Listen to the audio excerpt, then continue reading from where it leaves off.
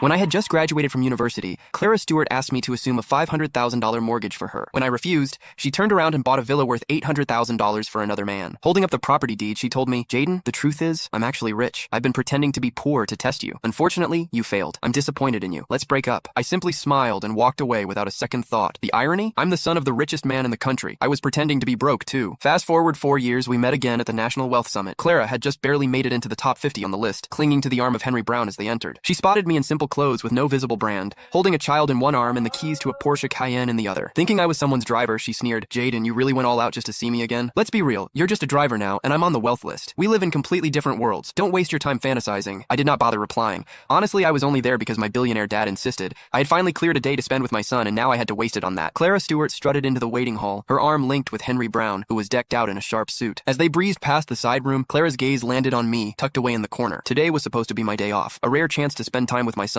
However, my father, Jim Lawrence, had roped me into attending the Wealth Summit. With my wife out of town, I had no choice but to bring my kid along, planning to duck out after a brief appearance once the meeting kicked off. I was dressed down in comfy clothes, jingling the Cayenne keys to keep my son entertained. To Clara, I must have looked like a hot mess, playing chauffeur and babysitter all at once. She made a beeline for me, her voice dripping with scorn as she said, "Jaden, look at you, running errands for others. You're nothing without me. What a shame that you couldn't pass my test. You could have been the one by my side." She squeezed Henry's hand as she went on. "However, hey, I should thank you. You made it possible for me to find someone who really loves me." Henry flashed her a soft, reassuring smile. "Jaden's probably kicking himself now. Poor guy can't spot a good thing when he sees it. He got what he deserved, though. No surprise he's ended up this way." He turned to a staff member walking by. "We've got VIPs here today. How can you let just anyone in? What if there's trouble? Are you ready to handle that? Go on, get this driver out of here." Little did they know my simple outfit was tailor-made by top-notch designers. I had been so swamped taking over my father's company over the last couple of years that I had not been around much. They had not seen me, and based on their shallow take on my looks, they fell for Henry's story hook, line, and sinker. The staff's voice was icy as they said, "Sorry, sir, this area is for authorized personnel only." I stood my ground, my voice steady, saying, "I'm here for the summit too. I have every right to be here." They paused, probably recalling those quiet types who turn out to be somebody important, and decided not to mess with me. Clara, on the other hand, burst into laughter like she had heard the funniest joke ever. "Ha! You? A college kid scraping by on scholarships is on the wealthy list? That's a good one. And you claim you're here for the summit? Is your name even on the list?" My name was not there, of course. The Lawrence family had put my father's name down. It would not switch to mine until his retirement this year. Clara saw my hesitation and turned to the staff, smirking. "This guy? He could have been my husband if he'd passed my little test back in the day. Poor people will always be just that, obsessed with money, blind to the big picture,